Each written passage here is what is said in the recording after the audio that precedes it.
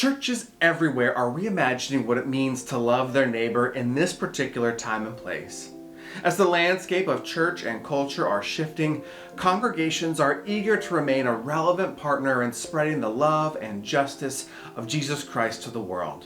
In particular, Church on the Mall, located in the Plymouth Meeting Mall, has been asking itself what concrete ways it can meet the needs of the community around them. What began as a gift inventory exercise opened their eyes to their greatest assets, their space and their gift of hospitality. Questions around how might we use this? Who could we share it with? And how might we participate in Christ's call to show hospitality to others? As they explored how to tangibly use their gifts to serve their neighbors, the possibility of becoming a code blue shelter became a reality. In the coldest of nights, they could open their sanctuary to those in their community needing respite from the freezing temperatures. As they share their journey, we hope that you will be inspired to explore ways your congregation might be a loving neighbor to those in your midst. I first heard about Code Blue winter of 2022 when we found out that the last shelter in Montgomery County had closed. There was actually unhoused neighbors who had passed away that winter. And that's when we started to then discern what would it look like for us to partner and to be able to answer this really important need in our community.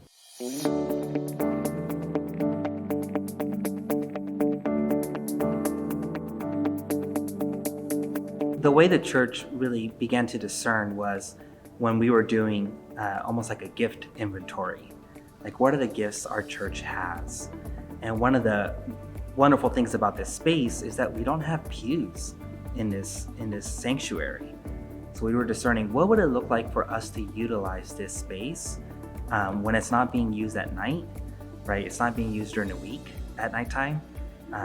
So we started talking, well, if we did do a shelter, how do we lean in?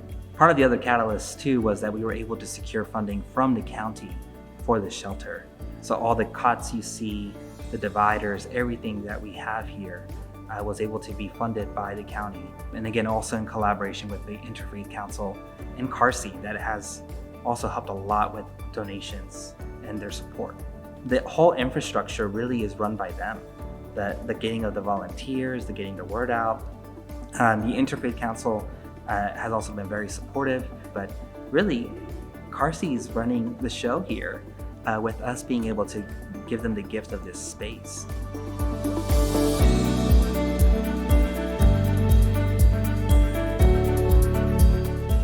So for us, we take anyone who needs it. There is no specific criteria. There are other shelters that have some criteria. We have rules, code of conduct, once you're here, but we don't have any criteria for you to come here. They're not shy about telling us how grateful they are for this particular shelter in terms of the treatment, which was the goal. The goal is I want to be able to treat people with love and gratitude, and so that's what we give off, and that's what I've told all of our volunteers when they get trained. Like, you have to mingle. Like, there is no them versus us. Like, that doesn't exist here.